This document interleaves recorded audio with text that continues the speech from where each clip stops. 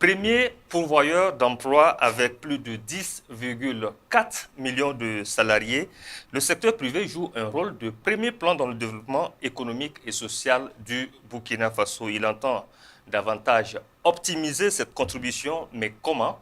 La réflexion a été menée les 5, 6, 7 septembre dernier au cours des États généraux du secteur privé organisés par le Conseil national du patronat burkinabé. On en parle dans ce premier numéro de la semaine de Prime Time. Mesdames, Messieurs, bonjour et ravi de vous retrouver. Et pour les clés de lecture, je suis en compagnie de M. Augustin Bambara. M. Bambara est le président du comité scientifique des États généraux du secteur privé. Bonjour, M. Bambara. Bonjour.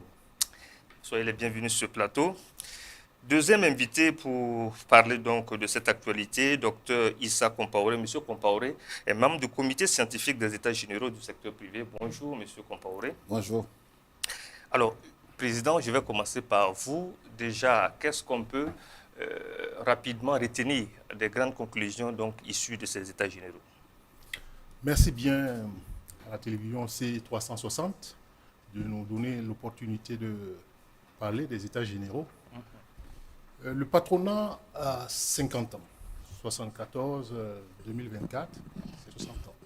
50 ans. 50 ans, oui. Et ça correspond également à la période où le président Massa, avec une équipe, arrive à la tête du patronat, avec de nouvelles ambitions, une volonté de renouveau. Et donc, on décide d'organiser ces États généraux pour faire le point. Le thème des États généraux, quelle contribution du secteur privé pour le développement économique et social du Burkina Faso, l'état des lieux, défis et perspectives. Et pour commencer, une étude a été commanditée auprès du docteur Seydou Rassalouga Ouedraogo pour faire un peu le point. Donc il a fait le tour, il a rencontré différents acteurs au Burkina, au Sénégal, en Côte d'Ivoire, et il a fait un document, un rapport, il a fourni un rapport qui a servi de base à nos travaux. Tendant sur quelle période? Sur une période de 6 mois. Ok. Il a quand même travaillé, c'est dire l'ampleur du travail qu'il a effectué qui aboutit au rapport. Nous ne sommes pas contentés de ce document parce que il vous souviendra que le 11 juillet dernier, le chef de l'État a rencontré l'ensemble des forces vives, dont le secteur privé. Et en préparatif de cette rencontre, nous avons donné la parole aux acteurs des différents secteurs d'activité de notre économie pour qu'ils s'expriment, pour qu'ils fassent le point de leurs préoccupations. Et ça fait également l'objet d'un document, d'un rapport, la matrice donc des préoccupations.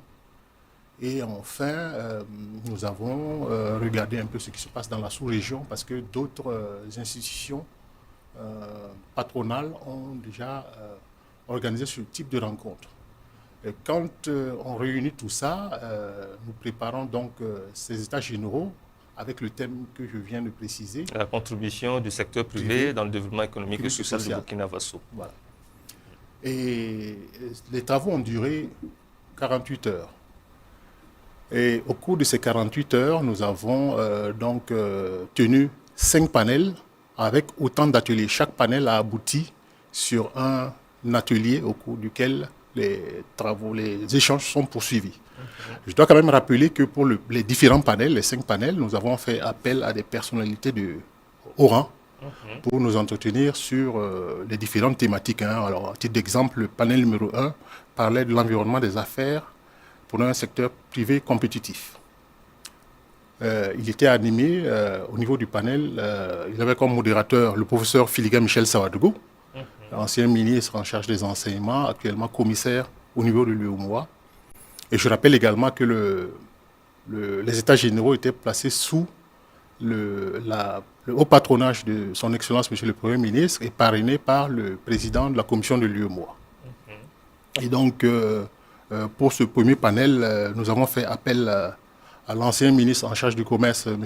Benoît Ouattara, qui avait comme copanéliste l'actuel secrétaire général du ministère du Commerce, pour nous entretenir donc sur l'environnement et le climat des affaires. Nous avons parlé également dans une deuxième thématique, le deuxième panel, sur la souveraineté alimentaire, parce que comme nous le savons tous, c'est une thématique qui tient au chef de l'État qui nous a l'offensive agro-pastorale pour que nous puissions aboutir à une souveraineté alimentaire. Et donc à plusieurs reprises, on va en parler. Voilà. Nous avons parlé des circuits d'appui et d'encadrement au secteur privé. Nous avons parlé des partenariats publics-privés, les PPP, comment les PPP peuvent servir de rampe de lancement pour des grands travaux, et enfin de RSE et de durabilité, parce que ce sont des sujets qui s'imposent de plus en plus. Vincent dit qu'il y a eu pas mal de recommandations. On peut retenir, entre autres, monsieur Compaoré. Merci beaucoup. Je voudrais, avant d'aller aux recommandations, dire qu'en fait, c'est vrai que l'initiative a été prise par le Conseil national du patronat, mais c'est une activité qui a été soutenue, accompagnée par l'État. Outre le fait d'avoir le haut patronat de son Excellence, monsieur le Premier ministre, nous avons eu son DIRCAP comme président du comité d'organisation, et à tous les étages, nous avons eu donc une implication forte de l'État, y compris dans le comité scientifique dont le président parlait tout à l'heure. C'est pour dire que non seulement dans les panels, on a essayé d'avoir le regard du secteur privé, mais celui de l'État. Et comme les deux parties ont participé aux travaux, ça veut dire qu'on a beaucoup d'espoir que dans la suite, la mise en œuvre va être plus facilitée, puisqu'en fait, c'est quelque chose qui a été déjà discuté, et les acteurs... Avec les deux parties, on va dire que ça a été bien pensé, c'est une initiative, c'est une première que ça se passe au Burkina Faso. Oui, tout à fait, c'est une première qui est des états généraux. Il y a eu des états généraux dans d'autres secteurs, dans d'autres domaines, mais pour le secteur privé, c'est la toute première fois qu'on tient des états généraux du secteur privé. Alors, comme il fallait s'y attendre, donc on leur a donné les inputs dont parle le président du comité scientifique, à savoir cette étude donc, faite par le docteur Assablara.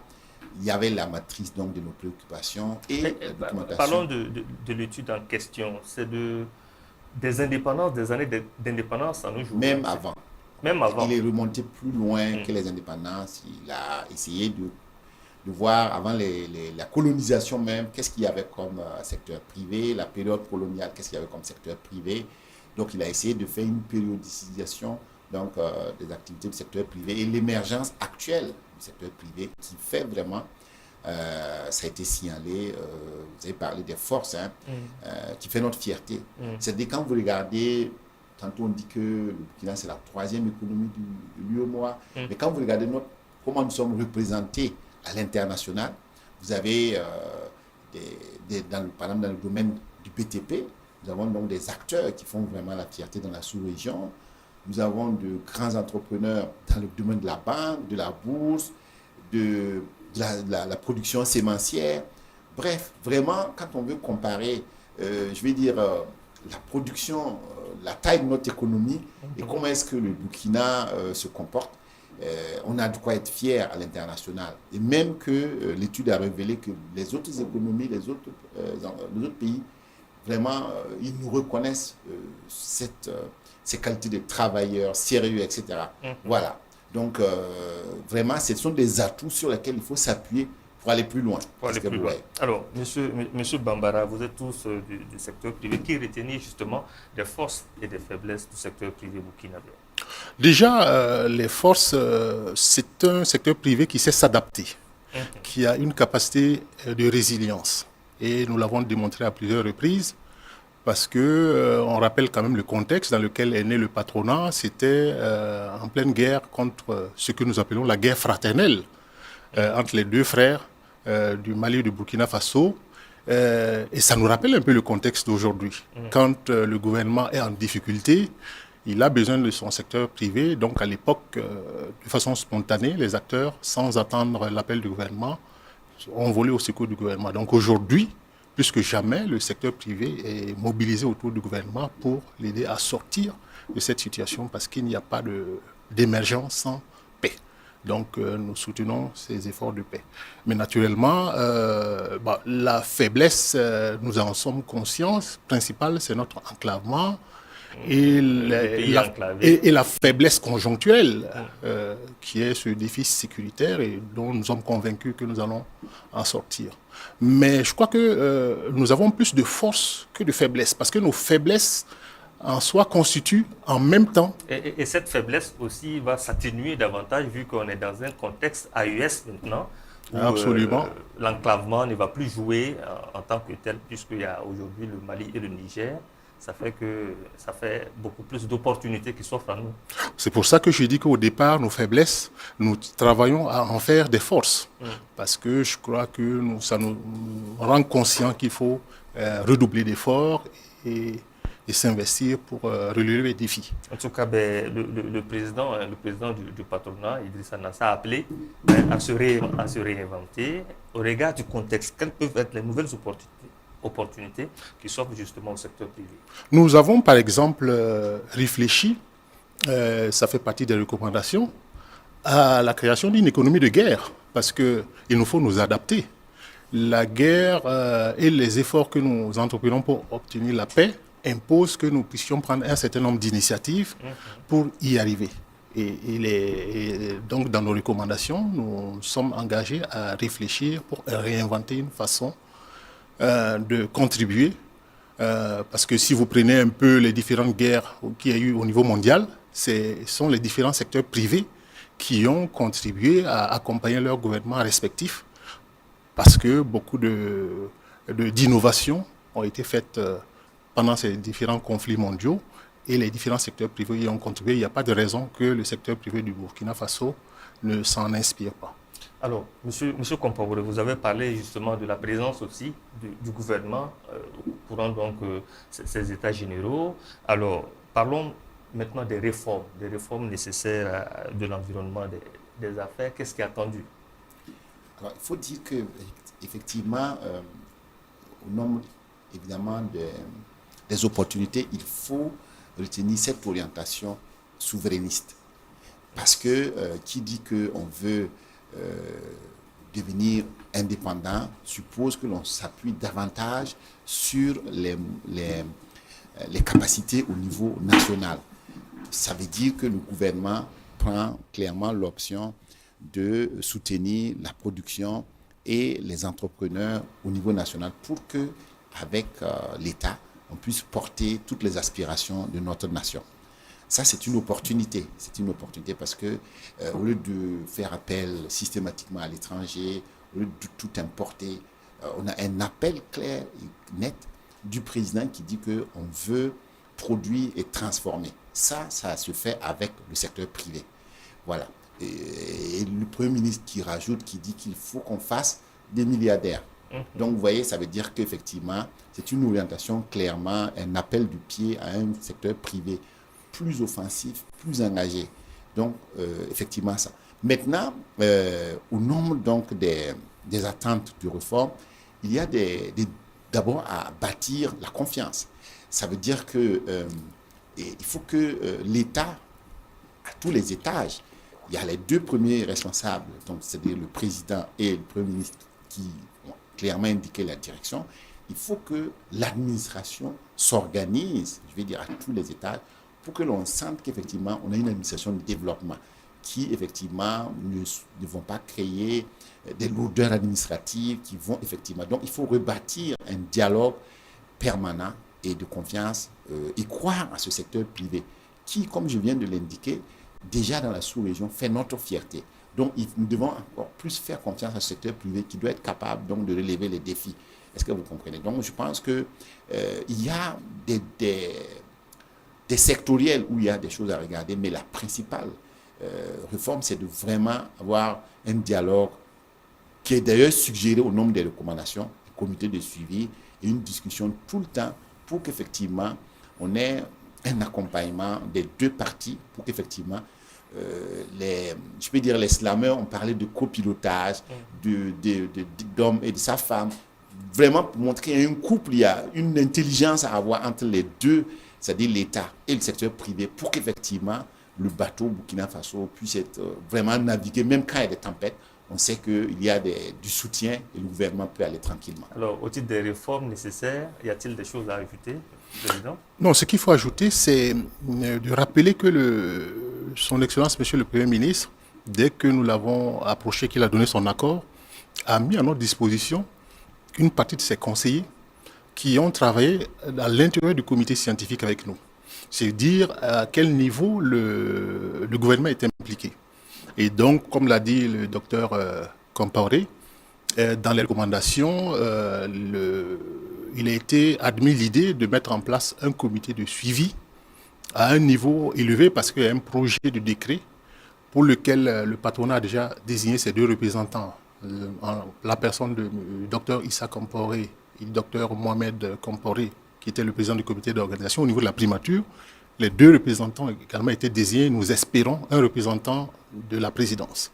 C'est vous dire que, pour revenir aux conclusions, nous fondons l'espoir que cette fois-ci, nous allons faire mieux que les autres fois parce que ce n'est pas un premier exercice. Il n'est pas superflu de rappeler qu'il y a déjà les rencontres annuelles État, secteur privé de façon générale qui c'est Nabobo, mais là, nous avons spécifié, nous avons souhaité qu'il y ait un cadre plus précis pour les acteurs du secteur privé dirigés par le patronat.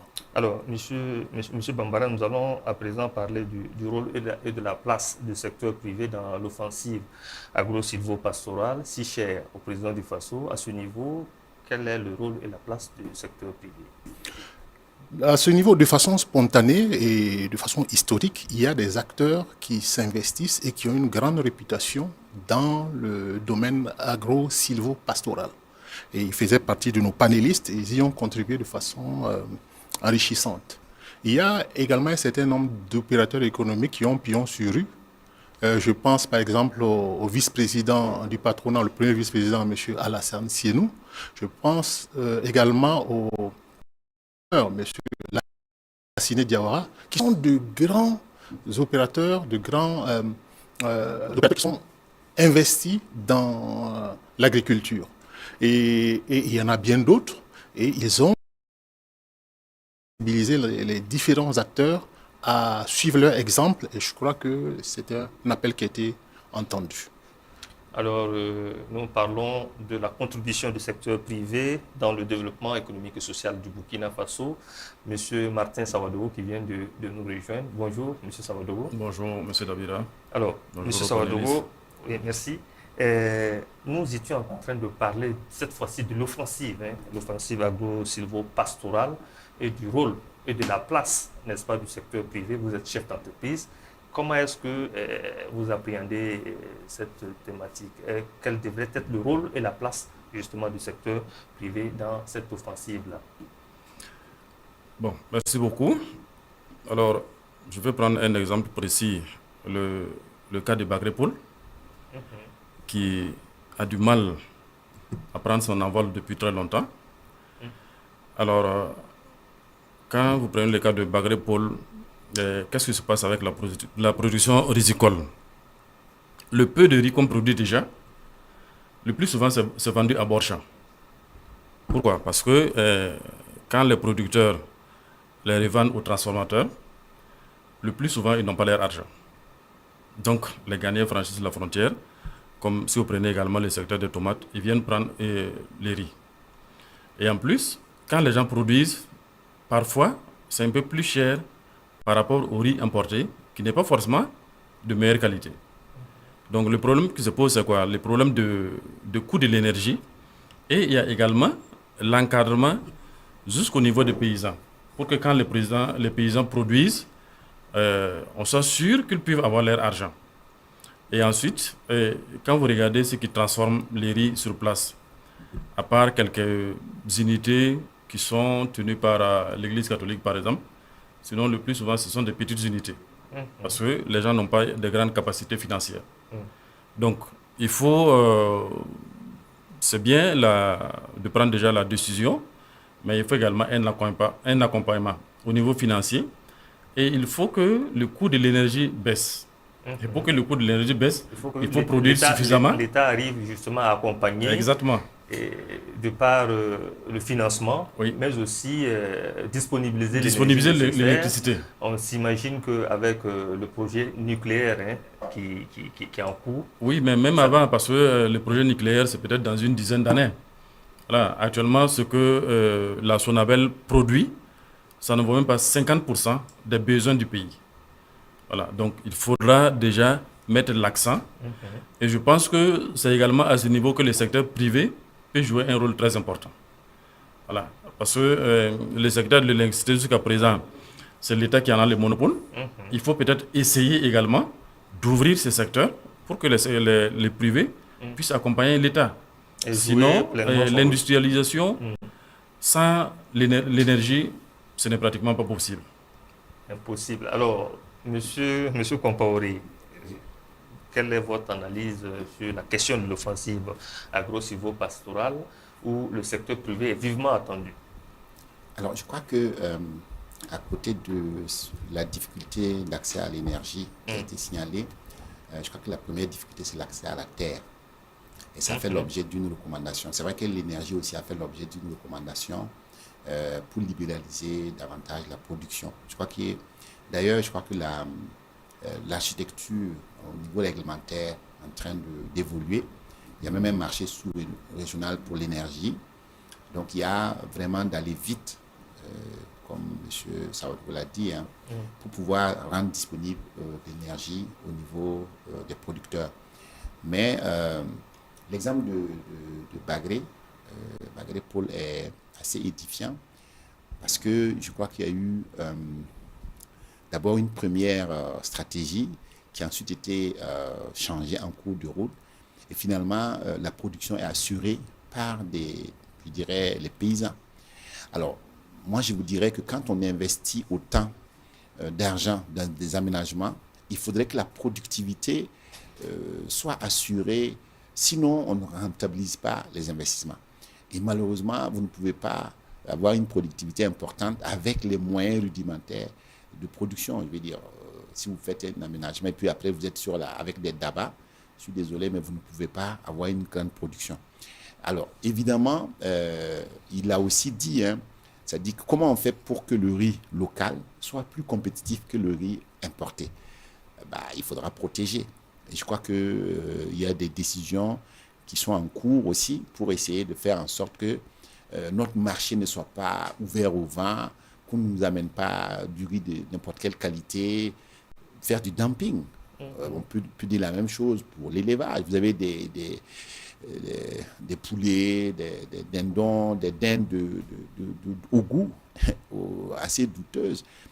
C'est-à-dire que la qualité est vraiment douteuse et on vend de sorte que notre filière avicole va être menacée parce que vous ne pouvez pas avoir le carton de 10 poulets à 20 000. Aucun producteur n'est capable de faire son poulet à 2 000 francs et puis vivre décemment de ça. Donc, ça veut dire qu'il faut trouver des mesures qui vont empêcher que notre marché soit un peu la poubelle de ce que les autres ne veulent pas accueillir. Et une fois qu'on a mis ces dispositions réglementaires en place, qu'on les a appliquées avec l'aide donc de la douane, de tous les services de l'État qui sont en charge du contrôle, la production nationale va pouvoir respirer. Est-ce que vous comprenez?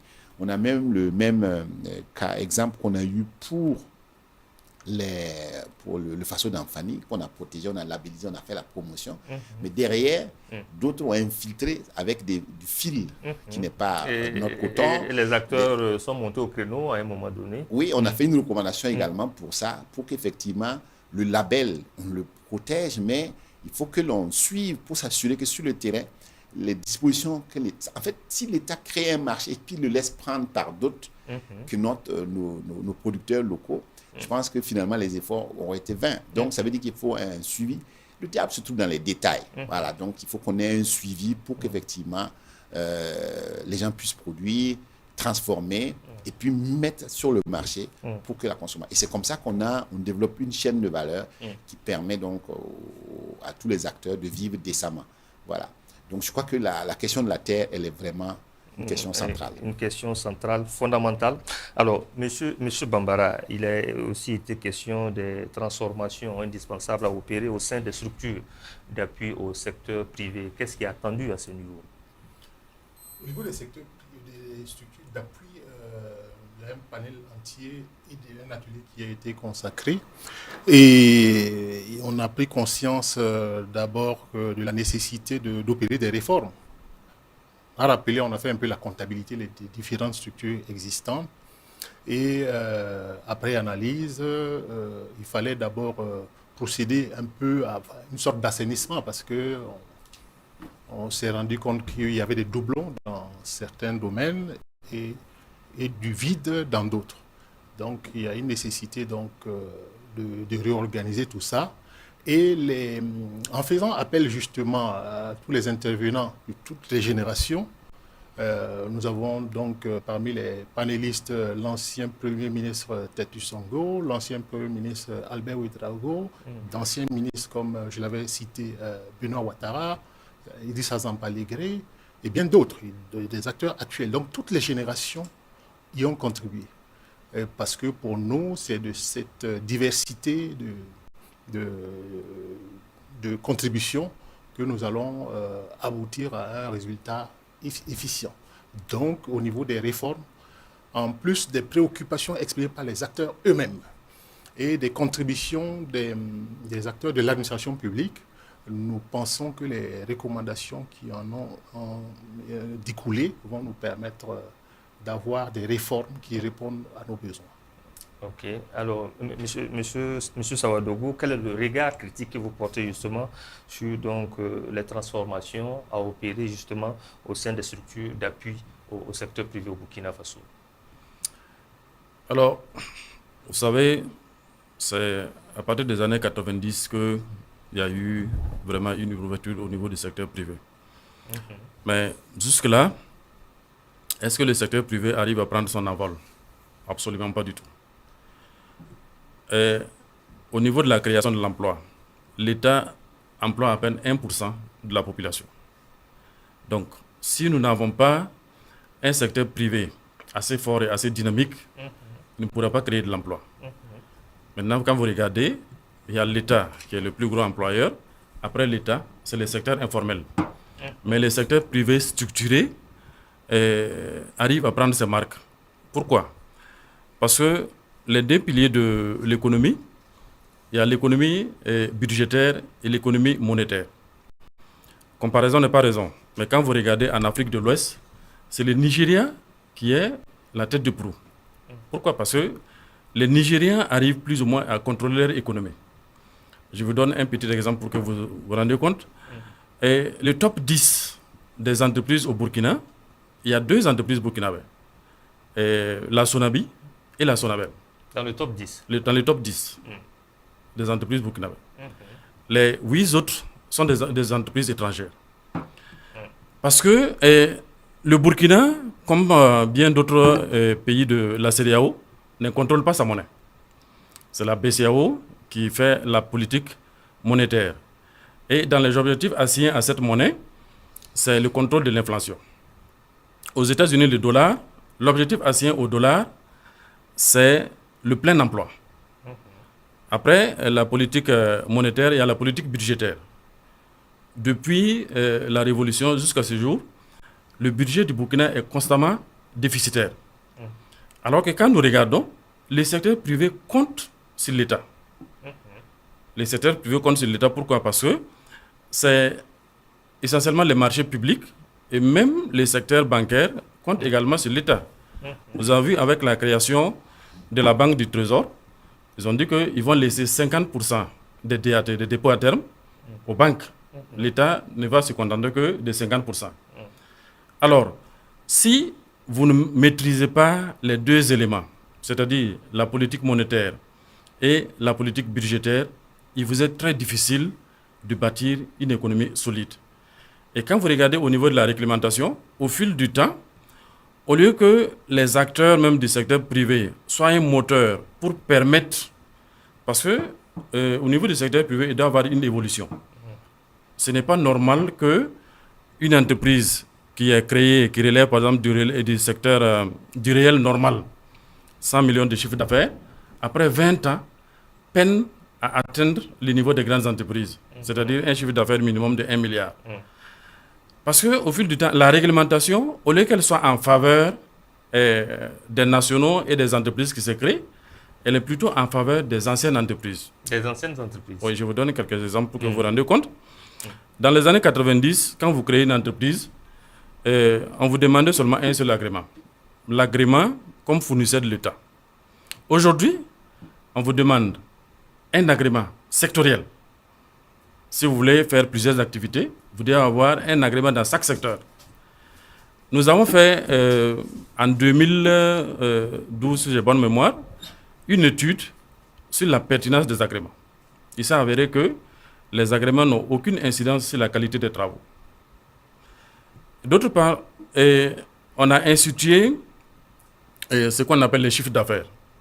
Avant, les chiffres d'affaires, c'est chaque entreprise qui faisait son chiffre d'affaires et qui visait. Maintenant, les chiffres d'affaires est visé par les secteurs des impôts, par les impôts. Et il y a également les références techniques. Quand vous prétendez à une commande publique de moins de 75 millions, on vous exige des références techniques.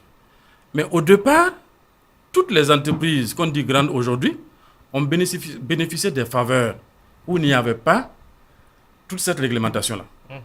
Et en dépit de la réglementation, la qualité des travaux n'a pas changé. Quand vous prenez les secteurs des routes, les routes construites par Feu Oumarou Kanazé, je prends par exemple la route Ouaga-Kaya, jusqu'à aujourd'hui, elle est toujours relativement bonne. Par contre, il y a des routes qui ont été construites qui n'ont pas fait 5 ans. Mais le prix, c'était 2 à 3 fois. Quand on dénonce régulièrement la corruption, ça se passe à quel niveau? C'est au niveau du secteur privé, la commande publique, au niveau de la douane, au niveau des impôts. Donc, il y a véritablement, si l'État a envie de faire évoluer les secteurs privés, il y a des décisions courageuses à prendre. Le 21 décembre 2023, le ministre des Finances de l'UOMOA, le Conseil des ministres a décidé de porter le capital social des banques de 10 milliards à 20 milliards. Moi, je trouve que c'est regrettable. C'est regrettable. C'est regrettable pourquoi? Parce que c'est en fait l'habitude dans nos pays. Dès que les gens sont engagés dans un processus, au fur et à mesure qu'ils avancent, ils mettent des portes derrière eux.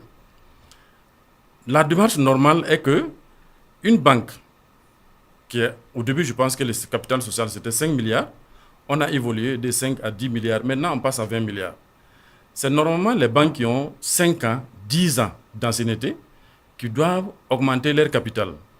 Mais les faveurs de départ qui ont permis à certaines personnes de créer, on doit laisser ces mêmes faveurs-là pour ceux qui viennent commencer.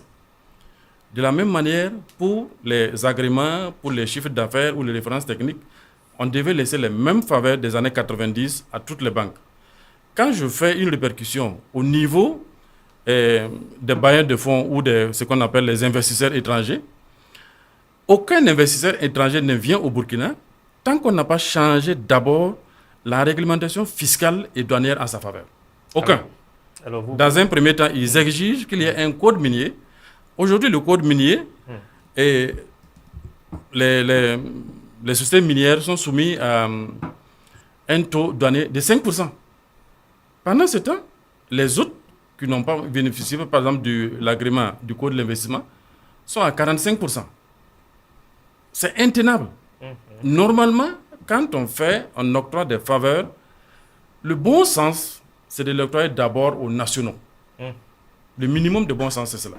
Alors, malheureusement, quand ce sont sous la pression des partenaires techniques et financiers que nous élaborons les textes, ça ne sera jamais en faveur des Burkinabés. Alors, M. Bambara, au cours des États généraux, il a été aussi question d'une meilleure prise en compte des entreprises privées nationales, comme le disait M. Sawadogo de suite, là, dans la réalisation des PPP.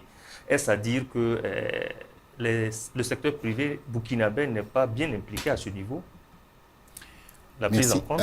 Merci. En fait, il y a eu deux éléments, 2 recommandations. La première, c'est d'abord de faire un fichier des entreprises privées qu'on considère comme stratégiques. Et on va essayer de mettre des dispositions pour améliorer leur gouvernance. Et ensuite, de l'autre côté, l'État va aussi prendre des dispositions pour protéger cela. Parce que, vous savez, il y a des entreprises dans des pays qui ont 200 ans, 300 ans, 400 ans. Chez nous, il y a pratiquement très peu d'entreprises qui survivent à leurs géniteurs. Donc, quelque part, on veut que la donne change et que l'on puisse de plus en plus voir des entreprises qui survivent à cela. Donc, ce n'est pas une implication de l'intérêt public. C'est-à-dire que quand votre affaire atteint une certaine taille, ce n'est plus vous, votre propriété, mais ça devient quelque chose qui intéresse la nation. Ça, c'est un. Deuxièmement, on pense qu'il serait bon que, effectivement, au niveau des PPP ou des projets, des grands projets, qu'on oblige les étrangers qui viennent, parce qu'on a déjà une loi sur le contenu local. Mais là, c'est de la sous-traitance. Et quand vous êtes dans la sous-traitance, vous n'apprenez pas les secrets de l'affaire, du projet.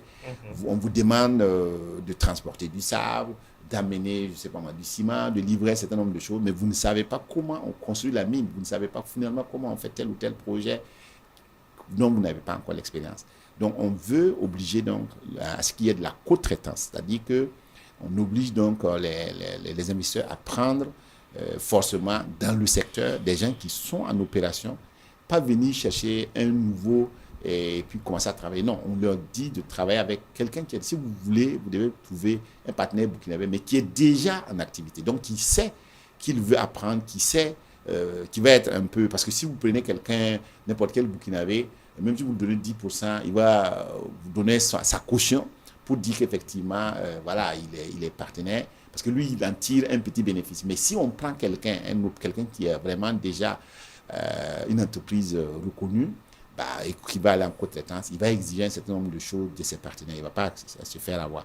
Donc ça, c'est une façon de transférer l'expertise, voilà, de l'étranger de plus en plus vers le Burkina Faso. Vers le Burkina Faso. On a moins de 10 minutes pour terminer. Je voudrais qu'on fasse un dernier tour de table sur cette fois-ci l'engagement sociétal du secteur privé pour une participation éco-responsable, durable des jeunes et des femmes dans les affaires au Burkina Faso.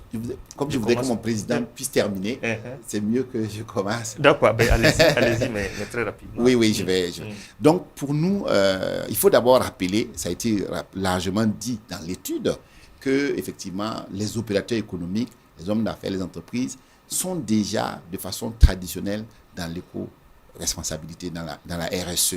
Ça fait partie de l'ADN des Africains. Vous n'avez pas ce moindre village qui n'a pas son opérateur économique qui aide à faire un pont, qui aide à scolariser les enfants, qui paye des factures d'ordonnance, qui paye des factures. Donc, l'éco-responsabilité, la responsabilité sociale des entreprises, c'est déjà quelque chose. C'est qu'on veut aller plus loin, c'est une façon de le codifier et peut-être, pourquoi pas, au lieu de faire que dans le social, de faire de la synergie pour que l'impact soit encore plus visible. Sinon, les gens font des mosquées, ils font des églises, ils font des routes, mais d'abord, ce n'est pas comptabilisé. Et en plus, bon, quand c'est de façon éparse comme ça, l'impact n'est pas assez visible.